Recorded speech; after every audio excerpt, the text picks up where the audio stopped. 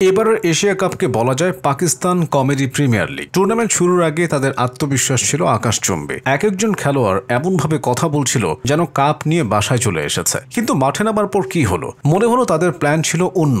আমরা হারবো কিন্তু সবাইকে হাসাবো। টুর্নামেন্ট শুরুর আগে কত কথা, আমাদের বোলিং আক্রমণ সেরা, আমাদের ব্যাটিং আগুনে, আমরা এবার কাপ নেব, সব হাওয়া হয়ে গেল প্রথম ম্যাচের সাথেই। সবার চোখ থাকে ভারত পাকিস্তান ম্যাচে। কিন্তু এবারের এশিয়া কাপটা এমন গেল যে পাকিস্তানের সমর্থকরা ম্যাচের পর শুধু একটাই কাজ করেছে, মাথায় হাত দিয়ে বসা। কারণ যতবার মাঠে নেমেছে ততবারই হারতে হয়েছে।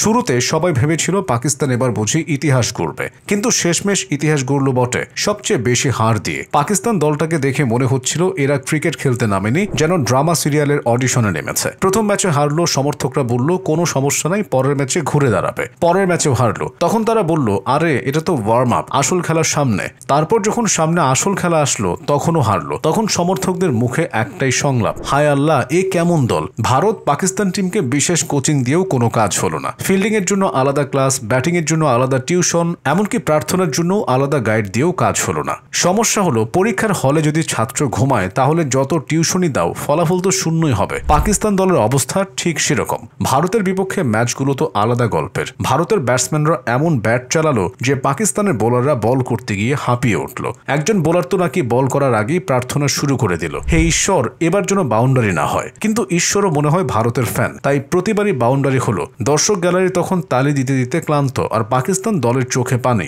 এবার পাকিস্তান সমর্থকদের কথায় আসা যাক। তারা ম্যাচ শুরু হওয়ার আগে সোশ্যাল মিডিয়ায় পোস্ট দিচ্ছিল, আজ ভারত ধোলাই হবে। কিন্তু ম্যাচ শেষে সেই একই মানুষ পোস্ট দিল, ক্রিকেট একটা অনিশ্চয়তার খেলা। আসলে অনিশ্চয়তা তো আছেই, তবে পাকিস্তানের ক্ষেত্রে অনিশ্চয়তা নেই, নিশ্চিত হার আছে। সবচেয়ে মজার ব্যাপার হলো পাকিস্তান দলের মিটিং নাকি বেশ লম্বা হয়। এক একটা মিটিং 2-3 ঘন্টা চলে। সবাই আলোচনা করে কিভাবে জিতবে, কিন্তু মাঠে নামার পর মনে হয় সেই মিটিং এর টপিক ছিল কে আগে আউট হবে আর কে আগে ক্যাচ ফেলবে। পাকিস্তান ক্রিকেট বোর্ডও এবার চিন্তায় পড়ে গেছে। এত হারের পর তারা নতুন প্ল্যান করছে, খেলোয়াড়দের আর ক্রিকেট নয় বরং হাসির শোতে পাঠাবে। কারণ তারা হারের মধ্যে এমন কমেডি বানিয়ে ফেলছে যে পুরো এশিয়া কাপেই দর্শকরা বিনোদন পেয়েছে। ভারতের সাথে এত হারের পর পাকিস্তানের সমর্থকরা ভাবছে ভাই এত দোয়া দিয়েও কাজ হচ্ছে না, এরা হয়তো টিমকে তাবিজ করেছে। পাকিস্তান দলের অবস্থান এমন যে এখন তাদের সমর্থকরা অন্য দলকে সাপোর্ট করা শুরু করেছে। কেউ বলছে আরে ভাই ভারত অন্তত জেতাচ্ছে, কেউ বলছে পাকিস্তানের খেলায় অন্তত লড়াই আছে। নিজেদের টিম সাপোর্ট করতে করতে তাদের অবস্থা